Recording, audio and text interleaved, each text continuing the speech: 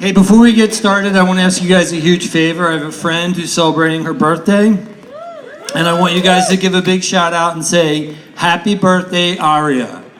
Happy birthday, Aria. You guys fucking rule. I feel bad, though, because she's celebrating her birthday month, and it's February. She's kind of getting ripped off. But I'm also really jealous, because in my family, we celebrated Paul's birthday hour. So, you know, that's enough of that. I am a queer, I am a liberal, I am a Jew, I am a punk rocker, and I am from New Jersey. I said this at a show the other day, and this woman goes, "Oh, honey, you just keep repeating yourself over and over again, don't you? Oh, bless your heart." Which was Texas for "get the fuck out of my face," apparently. Sweet little lady. We're dating now, though, so yeah. You guys familiar with the Myers-Briggs thing, where you find out what you are? Personality. Yeah. Me and my girlfriend did that. We decided to do that. We've been dating for about 9 months, so we decided, let's see if we're compatible. Turns out she's ENFJ. Which is an empathetic nymphomaniac that fucks Jews. Fucking great. I'm a PTSD, which works out great because when we have sex, she's fucking crazy. Oh. Sensitive topic, sorry guys. I do have PTSD. I have suicidal thoughts.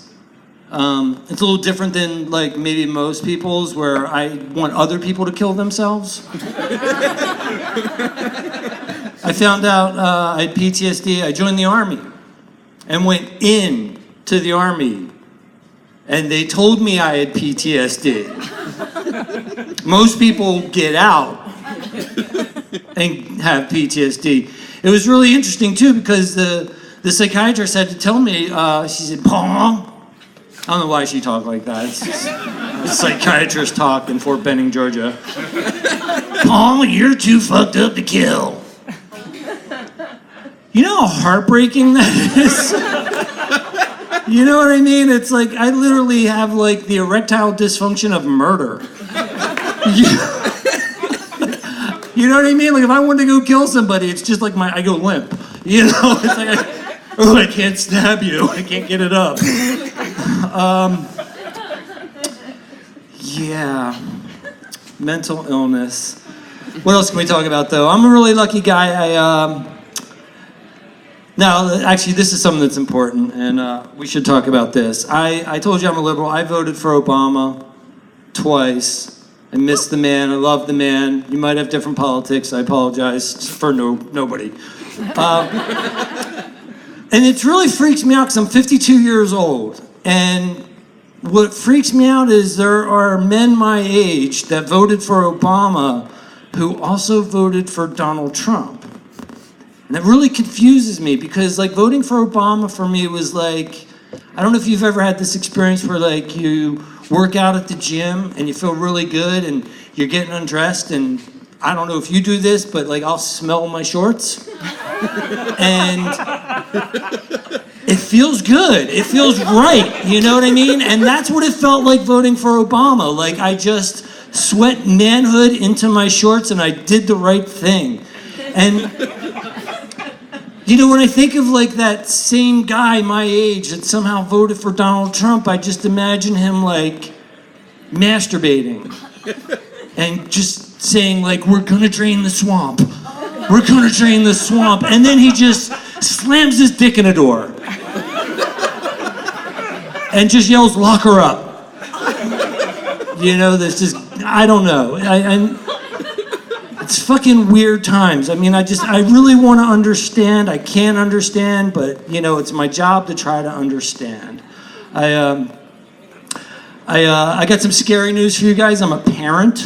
I have children.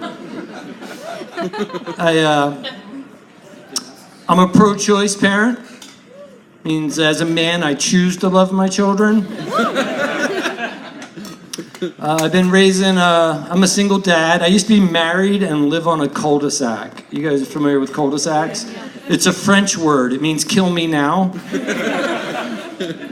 Now I'm a single dad. I got a 2-bedroom apartment, which ironically also means kill me now. My youngest, he's 14.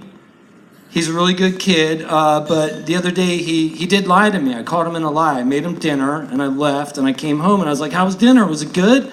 He's like, yeah, I ate it all. And then the next day I saw it in the trash can. And, I had to explain to him, like, you don't have to lie to me. The cover-up is worse than the crime. And it was just a weird moment because I told him, I'm like, we're poor, we don't have a lot of money. And I could have spent that money on something like methamphetamine and given that to you, which would have suppressed your appetite. It's a win-win.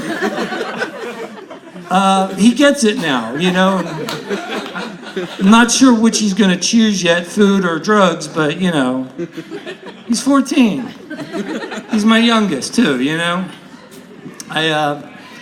It's interesting too. I don't know if you guys know how kids are, like the video games.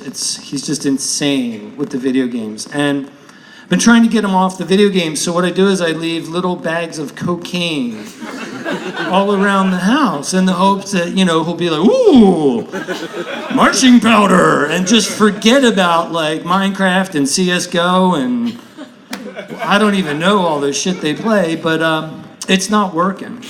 It's not working. I'm failing as a parent. I can't get my kid on drugs. I think it's going to be okay. I don't know. We'll see. He was sick this week, too. He didn't go to school the other day.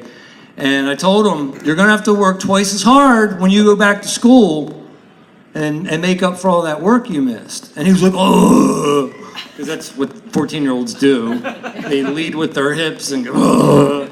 And he was like, yeah, whatever, Dad, And I'm like, hey, you know what, dude? Like, seriously, like, you're gonna have to sell twice as much weed, okay? Because we need the fucking money. And then I tell him too, I said, you're lucky. When I was your age, I had to quit school. I quit school at 15 years old. I had to get a job because I was very poor. I grew up very poor in New Jersey, and I tell him, I'd like to see you sell as much weed as I did that you could afford to do cocaine every day.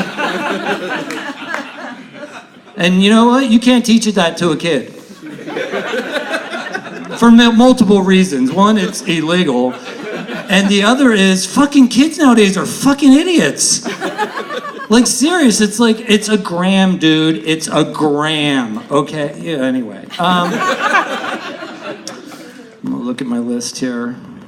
You're gonna like this one. So it might come as a surprise. I've kind of led with this already. I used to do a lot of drugs, but I don't anymore. I stopped. I had an allergic reaction. It's very sad. I would break out in handcuffs. So I quit doing drugs. And I definitely don't want to say anything that's going to encourage anybody here to be like, oh, I'm going to go try some of that heroin. Please do not glorify drugs, okay, and go out and do any.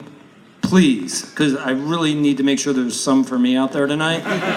So stay off drugs, kids.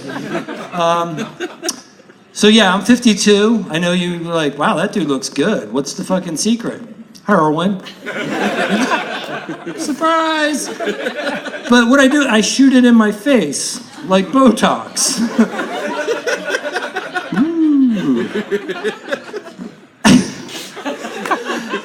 I shoot Botox in my veins like heroin. I have the insides of a hot 20-year-old.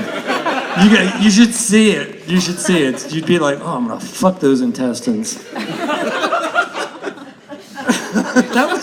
That was a little weird and creepy. Can I get your number later?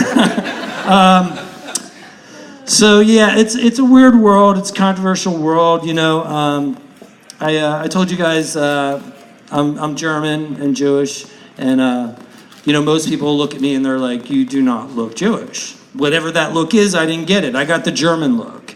I look like the guy that would have shot me in Schindler's List. Dress for the job you want. I mean, seriously, what am I qualified to do? You know what I mean? Like, look at me. Like, what? I could be a bouncer at an Applebee's?